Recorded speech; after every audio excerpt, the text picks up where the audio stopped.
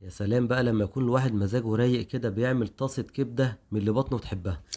الريحة مفحفحة، حرام عليك جوعتنا. وعصافير بطني صوصوي. والباقي يلا عملتها ازاي؟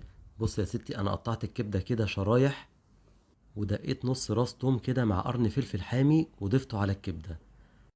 وهنا ضفت عليها عصير ليمونتين، والليمون مهم جدا مع الكبدة.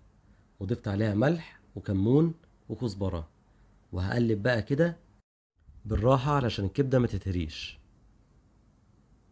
وهغطيها كده واسيبها نص ساعة تتبل قبل التسوية.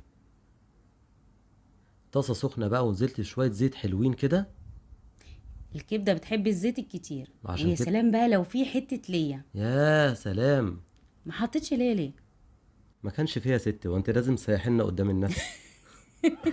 بص بقى، هنا انا ما بقلبش الكبدة، انا بوزعها كده على الطاسة، واول ما تبدأ تاخد لون اروح مقلب. عشان ما تنزلش مية. بالظبط كده.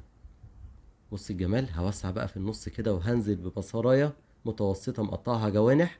وممكن تنزلوا ببصلتين، مفيش مشكلة. ايوه، ليه بصلاية متوسطة؟ كنت اقطع بصلتين. انا بحب بصلاية واحدة. كنت احط بصلتين. هو ايه؟ ركزي معايا بقى. ماشي يا باشا. بصي البصلايه نوت لازم تكون متقطعه رفيع علشان تستوي بسرعه، واول ما تدبل معايا هنزل بفلفل رومي مقطعه شرايح. وهبدا اقلب كده شم الريحه. شمع. وهنا بقى هضيف معلقتين خل كبار، وهم دول اللي هيعملوا الشغل كله. الريحة مفحفحة. امم شايفه الجمال؟ شايفة. من بعد ما ضفت الفلفل الرومي 5 دقايق بالظبط وطفيت عليها لان هي ما بتاخدش سوا.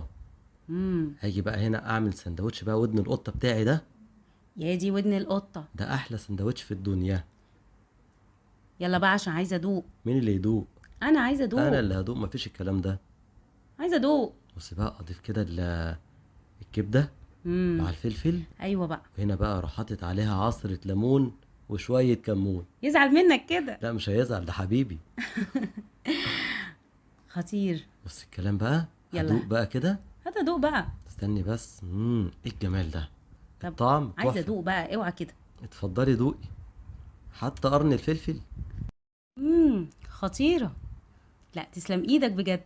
تسلمي بألف هنا.